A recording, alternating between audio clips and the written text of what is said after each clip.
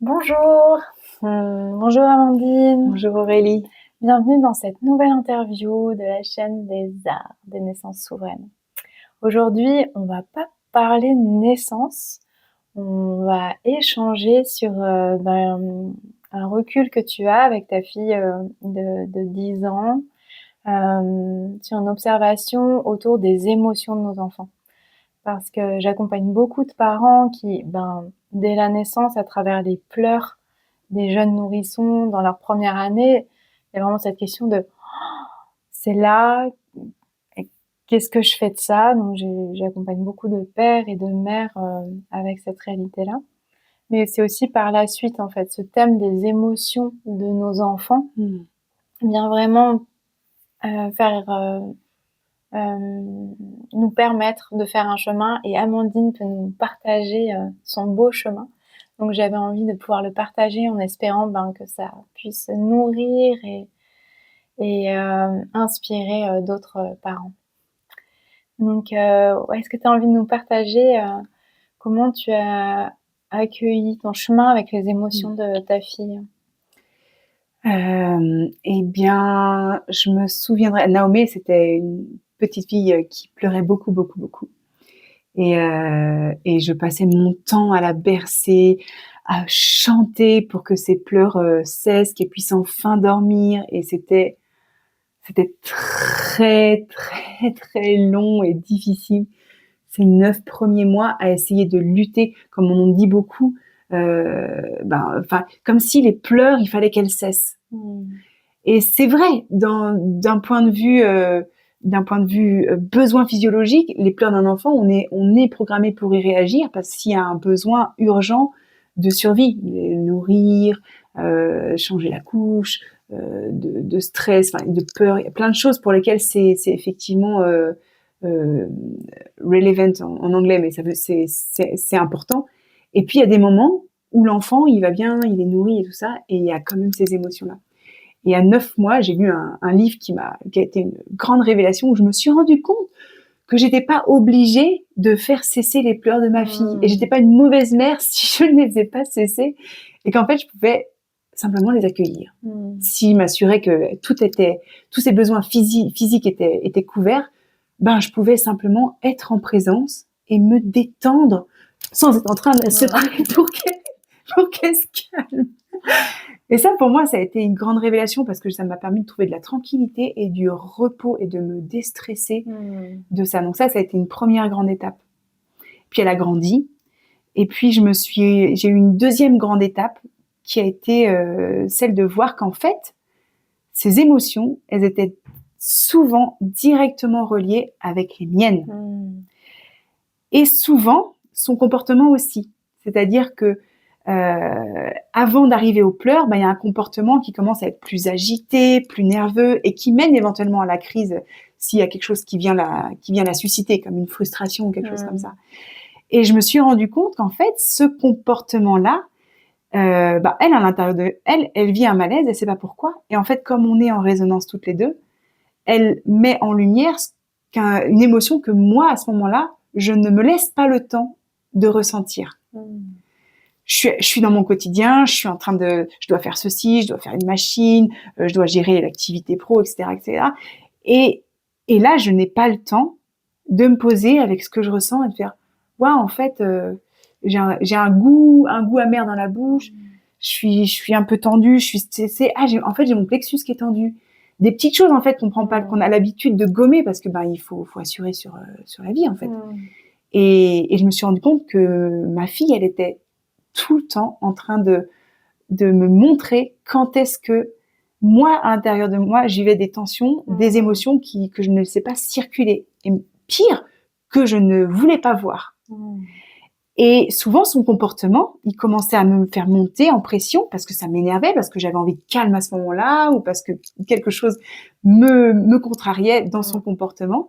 Et ça montait, jusqu'au moment où j'avais envie de gueuler, j'avais envie de la jeter par la fenêtre. Je ne l'ai jamais fait. Et je me suis rendu compte à ce moment-là qu'en fait, au moment où j'arrive à ce paroxysme-là, elle, dans son âme, c'est ce qu'elle veut. Elle veut me rendre service et me montrer ce que je ne veux pas regarder. Et le jour où j'ai compris que quand j'arrive à ça, ben c'est le moment de m'arrêter, de tourner mon attention vers l'intérieur, de voir que, en fait, j'ai vraiment envie de pleurer parce que j'ai un goût de merde dans la bouche et que ça me regarde moi, c'est mes émotions, c'est ma tension accumulée, c'est des émotions qui remontent bien souvent depuis l'enfance. Parce qu'on nous a dit pleure pas, parce que ceci, parce que cela, qui fait que j'ai enfermé à un moment donné une poche d'émotions qui, ce jour-là, choisit de remonter. Pareil, elle rentre en résonance avec le quotidien. Et le jour où j'ai fait ça, eh ben, j'ai remarqué que dès que je tournais mon attention vers l'intérieur, le comportement de ma fille switchait du tout au tout. Et c'était terminé pour elle. Parce que moi, j'avais fait ma job. Et je me suis rendu compte que c'était une façon pour elle, dans le non-verbal, de m'indiquer. Et je me suis rendu compte, du coup, c'était un allié puissant. Parce qu'à chaque fois que ça me faisait monter et que j'avais envie d'acheter par la fenêtre, je me rappelais. Regarde à l'intérieur parce qu'il y a quelque chose qui veut circuler et qui a besoin de ton amour et de ta présence à ce moment-là. C'est ton enfant intérieur. Et ça a changé drastiquement mon accompagnement aussi. Parce que je me suis mis à voir ce comportement qui m'allait pas comme des pistes aussi, et c'est devenu une collaboration. Et ça a été tellement précieux. Ouais, j'imagine. Et puis que pour elle aussi, elle puisse prendre conscience que ce qui la traverse ne lui appartient pas toujours. Tout à fait. C'est une grande conscience. Tout à fait. On parle souvent lors des soins ou quand nos enfants sont là, en fait, de leur nommer, en fait, c'est pas ton histoire, là, ce qui est en train de se jouer. Et enceinte, souvent, il peut y avoir ça. On vit des états de stress, on n'est pas protégé de tout. Mais pouvoir dire à nos enfants qu'ils ne sont pas ceux-là et que ça appartient à maman. Mais après, on l'oublie un petit peu, comme tu le nommes, et c'est vraiment précieux de pouvoir... et merci d'avoir osé le nommer, parce que dans les accompagnements que je propose, je parle toujours du tabou de la violence. Et j'aime pouvoir en rire en disant, en fait, vous savez quoi, tous les parents, à un moment donné, sont juste là.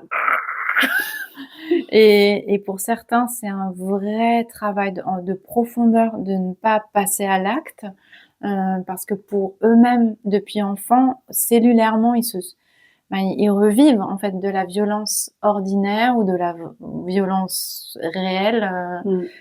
L'ordinaire est aussi, mais voilà. Et qu'il y a des choses qui se souviennent, et il y a tout un travail à faire en fait pour ne pas passer à l'acte. Mais de pouvoir nommer ça, en fait, que dans toute la bienveillance et l'amour et le respect, la violence est devenue tellement ordinaire. Et ce passage émotionnel est souvent une des voies, une des portes qui s'ouvrent et qui donne autorisation, en fait, à cette violence-là. Donc merci de témoigner de ça et de donner une clé, en fait, de compréhension. Parce que la deuxième chose qui est beaucoup là aussi, et beaucoup pour les mamans, mais je crois beaucoup pour les papas aussi, c'est le bon petit poison de la culpabilité que tu as nommé au début. Et que face aux émotions de nos enfants, on est toujours en train de se demander qu'est-ce qu'on a fait, qu'est-ce qu'on n'a pas fait, qu'est-ce qu'on pourrait faire. Et du coup, on se pose les questions vers l'extérieur. C'est vraiment intéressant ton témoignage de voir en fait que cette symbiose en fait qui est là toujours avec son enfant. Merci beaucoup. Avec joie. Ouais. Et comment elle vit aujourd'hui ses émotions à 10 ans, ta fille? Je suis pas neutre. Elle les vit plutôt bien. Après, c'est aussi une histoire de personnalité. Elle a une façon d'exprimer qui est très dramatique. Donc aujourd'hui, on en rit parce qu'elle a conscience que c'est des choses qui la traversent. Et puis, comme tu l'as dit aussi tout à l'heure, des fois, elle commence à être pas bien et à venir me voir en mode je me sens pas bien, et je lui dis non, là c'est moi qui suis pas bien, t'es juste avec mes émotions, t'es pas obligé de les prendre. Et à ce moment-là, ça switch. Ça switch parce que elle a fait tout son travail. Le lien. C'est ça. Et ça s'intègre, c'est beau en fait comme ça s'intègre. Oui, oui, oui. Ouais. Et d'intégrer cette part émotionnelle. Ce que tu dis aussi sur la violence, c'est tellement important parce que c'est cette porte émotionnelle qui s'ouvre. C'est pour ça que pour moi, l'accompagnement à nos enfants est un chemin d'initiation, je dirais même un chemin d'éveil, parce que ça vient nous éveiller aux parts d'ombre en nous. Et quand cette porte émotionnelle, elle se libère, ben, pour certains, c'est des chevaux déchaînés au galop qui prennent le passage et ça peut nous emporter. Donc, c'est important d'avoir conscience que ça peut nous dépasser et qu'on a le droit de demander de l'aide à ce moment-là. Moi, ça m'est arrivé plein de fois dans mon accompagnement d'avoir recours à des personnes qui peuvent m'aider à ce moment-là à poser aussi ça parce que c'est puissant ce qu'on a vécu aussi enfant. Oui, exact, ouais. Et moi, je peux témoigner de ça en t'entendant là avec mon fils qui a 12 ans, lui aussi, de ce passage où jeune enfant, l'émotion était cette emotion, cette énergie qui passait à travers lui, mais il pouvait passer vraiment d'une émotion facilement l'une à l'autre.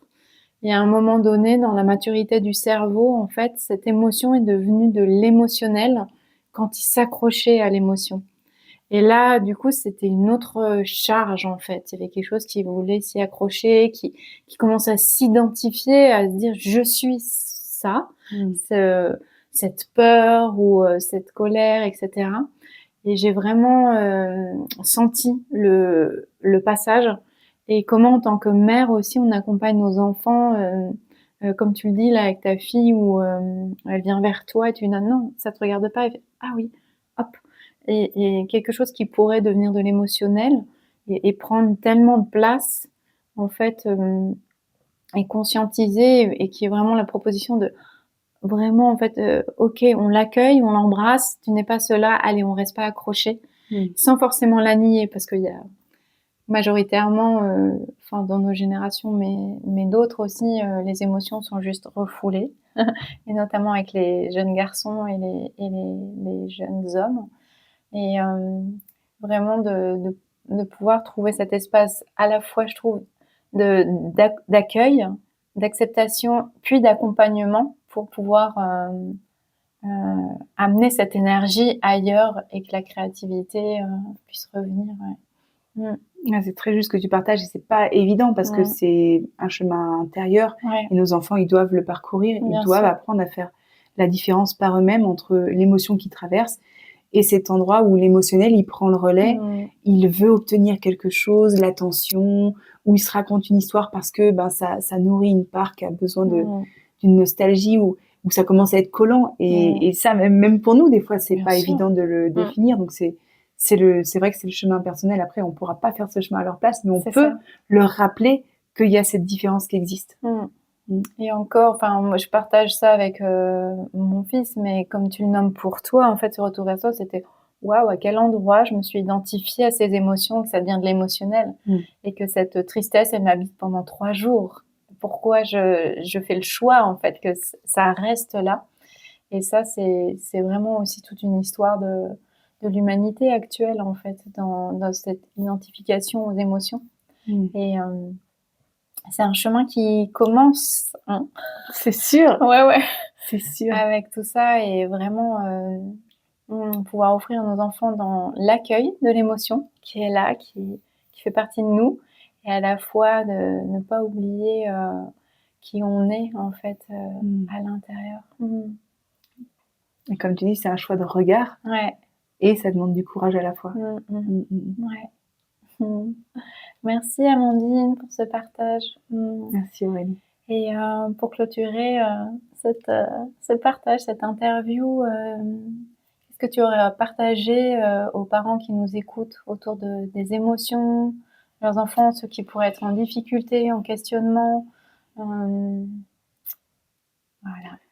Eh bien, je les inviterai à prêter attention à ce qui se passe à l'intérieur d'eux-mêmes, à apprendre à tourner ce regard vers les sensations qui nous habitent, et des fois à s'autoriser quand ça devient, avant que ça devienne insoutenable, quand on sent que ça commence à nous monter au nez, à s'autoriser 5 minutes pour aller respirer avec les sensations, sans se juger, simplement en s'offrant ce temps-là pour soi, qui est probablement un temps que notre enfant intérieur de l'époque, enfin notre enfant de l'époque, en soi, aurait voulu recevoir. Oh, merci. Merci beaucoup.